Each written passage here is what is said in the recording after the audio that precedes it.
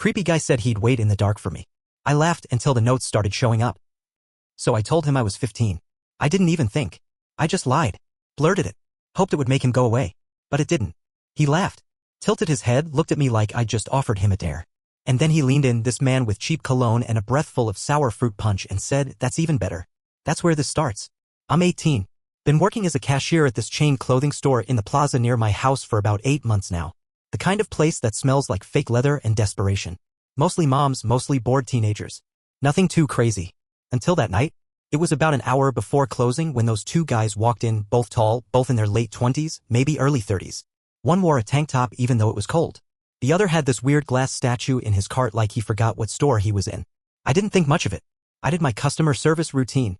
The usual, "Hi, did you find everything okay?" I noticed the one with the statue was staring too long. His friend wandered toward the fitting rooms, but statue guy stuck close. Started asking me what shirt color looked better on him, what kind of guy I thought he was, if I liked tattoos. I gave polite answers. Kept smiling like we were told to do in training. Then came the first switch. He asked for my number. I laughed, awkward, confused. I don't think I can give that out. He smiled back, but there was nothing funny in his eyes. "You're cute. What time do you get off work?" Something in me froze. The floor didn't feel steady anymore. "I'm 15, I said. "Sorry." He didn't flinch. Not a twitch. "You don't look 15, he said. "But hey, even better. I got a younger sister. She started early too." I remember exactly how I stood. One hand on the edge of the register. 1 foot half turned toward the break room. Every instinct screaming, "Get out." Instead, I kept smiling. Kept nodding. Because in retail, we're taught something dark without ever saying it out loud. If you're scared, smile harder. Pretend you're okay. Pretend you're in control. "Where do you live?" he asked. "I could give you a ride." "You ever been in a real truck?" I lied again. Said I had a ride. Said my dad was picking me up. "Oh," he said, like it was all part of a joke we were both in on. "Wouldn't it be funny if I waited for you in the dark after your shift and just took you home with me? You'd be like, 'You're such a stalker.'" He said it smiling. He said it like it was romantic. Like I was supposed to be flattered. My heart was in my throat. But I gave a little laugh. "Haha. Nah, I'm good." He just stood there smiling. Watching me. Then he said, "I'll be back." And walked out. I stood at the register for maybe 30 seconds before my legs started moving. My coworker had just come back from break, so I made an excuse and went to the stockroom. I couldn't even breathe right. My hands were shaking. I told my manager. Gave a description. Tall, black tank top, slick back hair, holding a dumb statue like it made him harmless. Manager went outside to check. He was gone for 25 minutes. When he came back, his face was pale. "They're still here," he said. "Both of them. They keep coming in and out of the store. Separately. Like they're watching for something." I couldn't move. Just stood there. My stomach started twisting. I called my brother. Told him what happened, voice cracking on the words. Told him to park right in front of the door and text me so I could run out fast. That part's burned in my head too, walking out of that store with my backpack clutched to my chest like it could shield me, eyes darting around the lot. They weren't out there. But I knew they had been. I told my parents what happened when I got home. My voice was still shaking. It was almost midnight. I hadn't eaten since lunch. I thought stupidly I'd get comfort.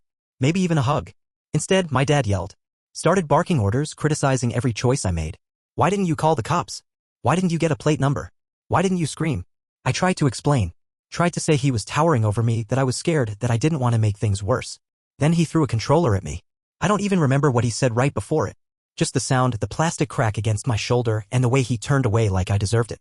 I stormed to my room. My mom and brother followed, tried to calm me down, but the damage was done. Later that night, when I came back out to eat, my dad was on the couch watching TV like nothing had happened.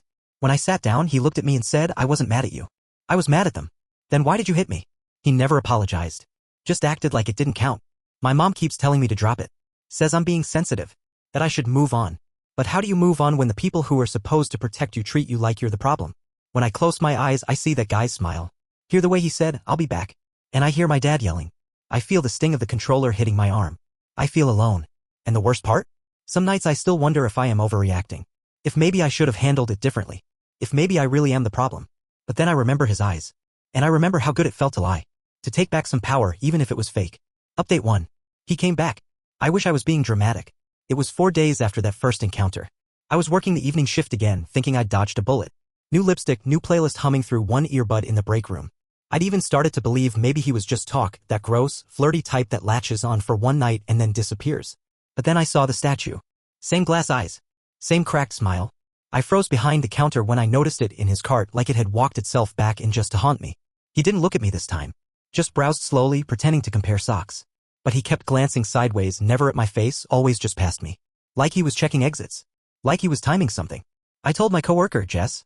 She saw the fear in my face instantly. Pulled me off the register, took over. I pretended to be doing a merch check in the back. Really, I was hiding behind a wall of clearance sweaters, texting my brother under the table. He texted back, on my way. Don't leave the store. Stay with PPL. I did. We watched him on the cameras. He walked in and out 4 times over the next 2 hours. Never bought anything. Didn't say a word. Just lingered. Always alone. Always that statue in his hand. Then he disappeared again. Store security couldn't do anything because technically he hadn't done anything.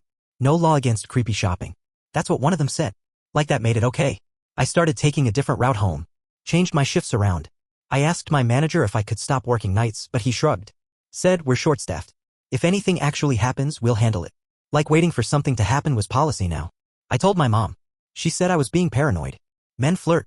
You can't call the cops every time someone looks at you. I told her about the things he said. About him asking where I lived. About the comment, I'll be back. She didn't even flinch. Just don't talk to him next time. You probably led him on without realizing. That one stuck in my ribs like a dull knife. I didn't even cry that night. I just lay in bed staring at the ceiling, trying to figure out if I'd done something wrong. If I smiled too much. If I was too friendly. If maybe I deserved it somehow. The next night, my brother started waiting outside the store 10 minutes before I got off. Sat in his car scrolling on his phone like a bored Uber driver. I never asked. He just did it. Didn't even say anything about it until one night I finally whispered, thank you. He shrugged. I've seen what kind of guys linger around there. You're not crazy. That was the first time I felt seen. But then it got worse. One night, I came out to his car and found a sticky note under the windshield wiper. It said, I saw you. You look better without the apron. Smiley face? My stomach flipped. My vision narrowed. I ran back inside the store and made them rewind the security footage. Nothing. Cameras in the parking lot are garbage. The lot was half full. Could have been anyone. I didn't go back to work for 3 days. Said I was sick. The store manager texted me once. Let me know when you feel better. That's all. No one followed up. At home, everything got quieter, but not in a good way. My dad didn't ask questions. He just started making more comments. You're always anxious now. You need to relax. Maybe if you weren't on your phone so much, you wouldn't be so dramatic. Every time I opened my mouth, I felt like I had to rehearse my sentences first. Like if I wasn't calm enough, logical enough, apologetic enough, then whatever I said would backfire. My mom started avoiding the topic entirely. It was like they collectively decided if we don't name it, it didn't happen. But I started locking my bedroom door at night. Not because of him. Because of them. Because if your own parents don't believe you, or worse, blame you, what happens when something really goes wrong? That's the part that scared me the most. Not the man with the smile. Not the statue. Not even the note. It was how fast my own home turned into another place I didn't feel safe in. I started writing things down. Every shift. Every weird detail. What I wore. Who I saw. Who I told. A small notebook tucked inside my pillowcase. I'm not sure what I'm preparing for, but part of me thinks if something does happen, I'll need a record. I'll need proof. Because the way things are going, I'm starting to think no one will believe me until there's blood on the sidewalk. Update 2. Last week, I went to a gas station 3 miles from home, paid in cash, and still managed to feel watched. I don't know if he's following me or if I've just swallowed the fear so deep it's in my bloodstream now. But something changed. Not in the obvious way. He didn't show up again. Not at the store. Not in the parking lot. Not where I could see him. But I felt him. Like background static. Like my body was tuning into a frequency no one else could hear. I'd walk down an aisle and get that cold skin prickle like someone was behind me, but turn around and find nothing. Hear footsteps when the store was empty. See shadows where no one should have been. At first, I thought it was just anxiety. That maybe I was losing it. I mean, I hadn't been sleeping. Hadn't been eating right. The bags under my eyes had their own shadows. But then customers started noticing. A woman came in last Thursday, said she'd seen a man pacing the edge of the lot in a hoodie, staring through the windows but never coming inside. Do you know him? She asked. I didn't answer. Because if I'd said yes, it would have been a lie. And if I'd said no, it would have felt worse. That night, I took the trash out behind the building like usual. It's a narrow, ugly alley with one flickering light overhead and a rusted dumpster that stinks even in the winter. I stood there holding the bags, shivering, waiting for the lock on the back door to buzz so I could go back in. It didn't. I knocked. Harder. Nothing. My breath clouded in front of me. My hands went numb around the plastic handles. I looked around. Empty. Then I saw it. A wet footprint. Just one. A man's shoe print trailing away from the dumpster toward the fence. Not mine. Not fresh enough to be new, but still there. Still visible. Still pointed away from where I stood. I started screaming. Not loudly. Not dramatically. Just short, sharp gasps that sounded more like retching. Jess opened the door and found me crouched on the ground, hugging the trash like it could protect me. She didn't say anything. Just pulled me inside and locked the bolt twice. She believed me. I saw it in her face. And that made it worse somehow. Because if someone else believed me, then it was real. I went home that night and didn't speak to anyone. My dad was in the living room watching a movie at full volume. My mom was asleep.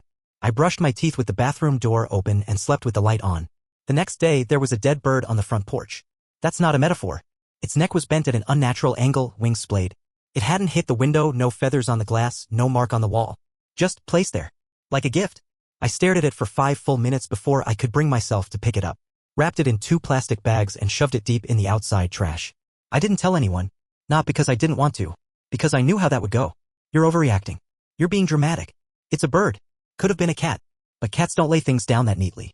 They don't wait for you to find it at 7:02 a.m. when you're running late and already feel like something's tearing at the inside of your skull. That was the day I stopped going to work. I didn't even call in. I just lay in bed, eyes wide open, staring at the ceiling fan as it clicked in that uneven rhythm. Tick tick click. Tick tick click. I didn't eat. Didn't shower. Barely moved. By day 3, my mom burst in and started yelling.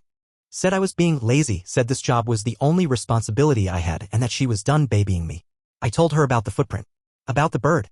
About how I hadn't slept in days because I kept dreaming about him waiting outside the door. She laughed. Like really laughed. You always had such a vivid imagination, she said. Like this was a game. Like I was still a child playing make-believe and not someone who knew the exact way to fear now. Who carried it like a second spine.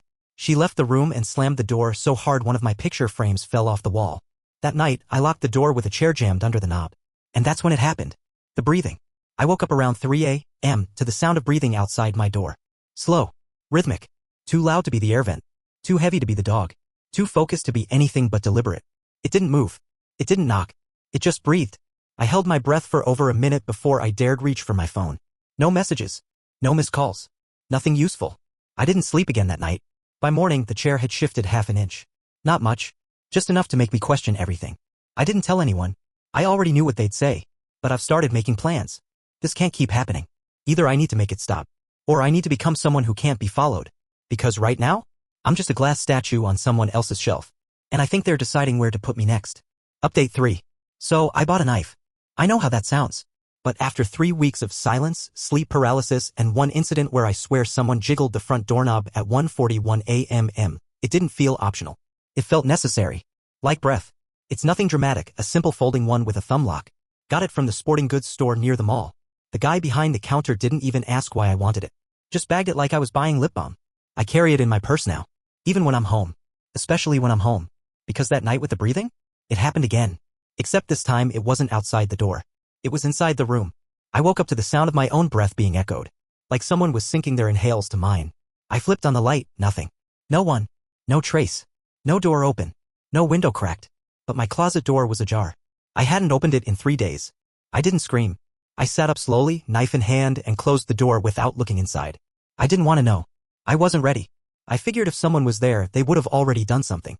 I didn't sleep the rest of the night. Just sat there, knife clenched so hard my palms started to cramp. The next morning, my mom saw the bags under my eyes and said, "That's what happens when you stay up all night on TikTok." I didn't respond. I've started filming myself when I sleep. Just a cheap baby monitor I found at a thrift store.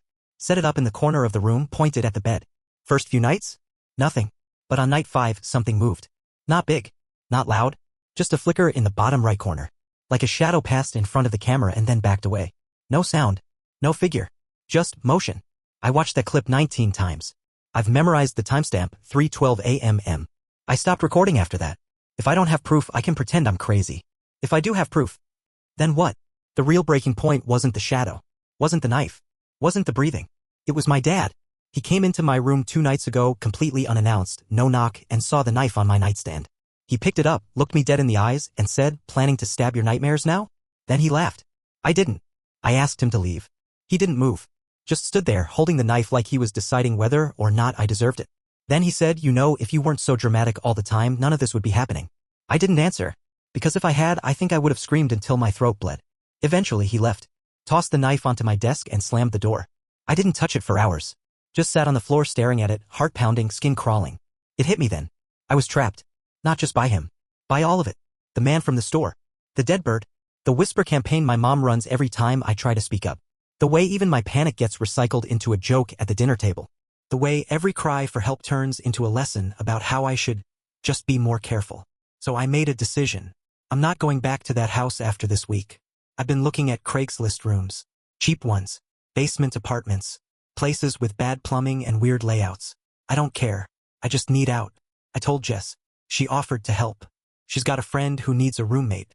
It's a little out of town, but it's got locks, cameras, a second-story window. I haven't told my parents. Not because I'm afraid of what they'll say. Because I'm afraid they won't say anything at all. Just let me disappear again like it's easier that way. I've already packed a duffel bag. It's under my bed. Clothes, ID, charger, knife. I don't know when I'll leave. But I will. Because whatever's waiting outside, it can't be worse than what's already here. Final update. I left 2 nights ago. No announcement. No tears. No confrontation. Just silence. It was 3:42 a.m. Same time the breathing used to start. I slipped out the back door with my duffel bag slung across one shoulder and my sneakers tied tight enough to blister. The note I left was blank. Just a scrap of paper on my bed like a placeholder for the version of me they pretended to know. The place Jess helped me find is grimy. The walls are yellowed. The floor creaks like it's afraid of footsteps. There's a hole in the bathroom ceiling big enough to see sky through. But it's mine. The lock clicks when I turn it. The bedroom window doesn't face the street. That's all I wanted. To stop being visible. The day after I moved in, I went back to the store to officially quit. I handed my badge to the assistant manager. She barely looked up. He was there. Not the man. The statue. Sitting on a shelf in the clearance section. I hadn't noticed it before. Maybe I just blocked it out. But there it was. Glass-eyed and grinning, marked down 80%, perched crooked like it was waiting to fall. I stared at it too long. I know I did. But I didn't touch it. Didn't need to. It had already done its job. I don't sleep much. Even here. Sometimes I still wake up thinking I hear it. The breathing. Or the voice. Or the whisper of sneakers on cheap linoleum. Sometimes I see shapes out the corner of my eye. Leaning figures in the window reflection. Gaps in the closet door that weren't open the night before. I keep the knife beside me on the pillow. I sharpen it even though I've never used it. That part's not for him anymore. It's for me. Because lately I've been thinking, what if I was never being stalked? What if the man never came back? What if all of this, the breathing, the bird, the note, wasn't him? What if it was someone else? Someone who sleeps in the same house. Someone who threw a controller at me like I was a mistake he could reboot. Someone who laughed at my fear. What if the statue was a coincidence? What if my dad was the one leaving things outside my door? Just close enough to be terrifying. But never close enough to be provable. He used to hunt, you know. That's something no one ever mentions. But I remember the knives. The scent of deer blood on his boots. The way he used to gut silence into a room just by walking through it. I remember once when I was 10, I told him I had a nightmare. He said, "Good. It means your brain still works." I keep seeing his face when I dream now. Not the stranger's. His blank, unconcerned. Like he's watching me flinch just to confirm I still know who's in charge. I think he liked seeing me scared. I think my fear filled something in him that fatherhood never did. I haven't answered my mom's texts. She sent 3. Please call. Are you okay? You're being selfish again. The third one told me everything I needed to know. I blocked her. Blocked him too. But part of me knows blocking a number doesn't block the rot they left in your ribs. I still jump when I hear footsteps outside my new room. Still flinch when I smell fruit punch on someone's breath. Still lock the bathroom door when I'm alone. Just in case I'm not. Jess says I need therapy. She's probably right. But I don't think a therapist can fix what happens when your home becomes your first haunt. I don't want closure. I want distance. I want to forget the sound of my dad's laugh when I told him someone wanted to take me home in the dark. I want to forget how that made me feel cheaper than the statue he carried. I want to forget the way my mother pretended fear was something you grow out of. But I won't. Because the fear isn't the scariest part. It's the fact that sometimes I miss it. The vigilance. The adrenaline. The certainty that someone was watching. Because if they're watching, at least someone sees you. Now I'm invisible again. And that might be worse. There's one last thing. Yesterday I got a package. No return address. Just a small cardboard box taped too neatly. I opened it with a butter knife, shaking the whole time. Inside? Nothing. Absolutely nothing. But it smelled like fruit punch. I'm done updating. If anything else happens, I won't post about it. Some stories don't want to be told. They just want to follow you. Quietly. Until you stop checking the locks. And start checking your reflection.